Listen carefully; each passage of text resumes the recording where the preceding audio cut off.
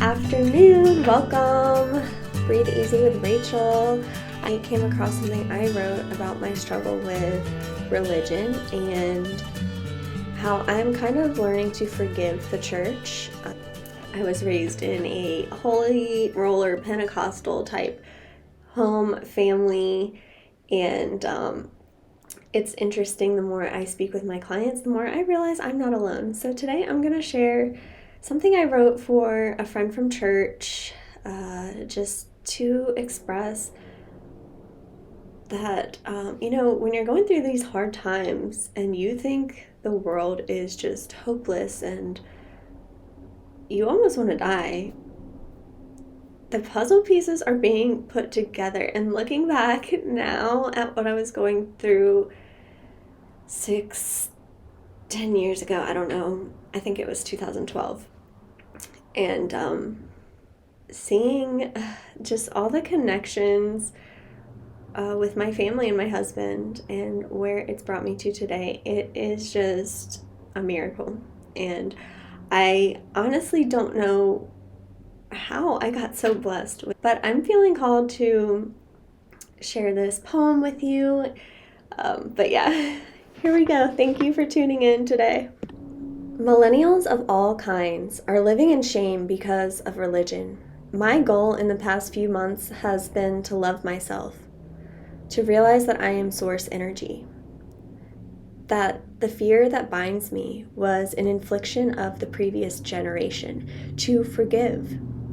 My aim is to be light. I cannot share light while I'm holding on to shame. I am so uncomfortable attending church because it triggers my emotional wounds, my shame and fear, all from people using religion to manipulate for their own benefit or for power. I cannot understand this, but I can understand that my fear is afflicting my success, and that forgiveness and feeling worthy and having love for myself is key to my manifestation.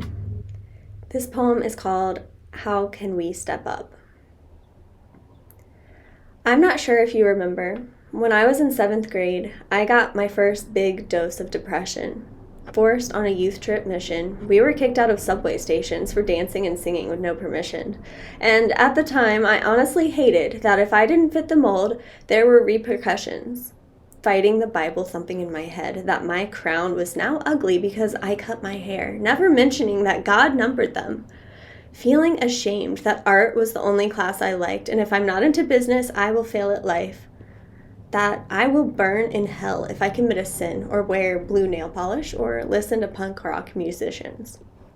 Fast forward at least 12 years, rebellious, addicted, but true love inflicted, the federal government had invaded, and fears and tears consumed me. Fiancé stuck sitting with me in the darkest doom. I felt called to go to the Deep Creek Big House room. There you were, little girl from 7th grade in the mission, singing a song that came straight from an angel. You didn't see me. No one did. I was sitting in the back row, at a loss, suicidal ideation. Your song was for me when I was so incomplete. And I kept moving on, dealt arrested at home. Worse than the prison sentence, but still not committed. Miracles occurred in those prison walls when the job assignment was to repair guitars. Luthier and molding into a leader, my husband was chosen for me before it could ever be clear.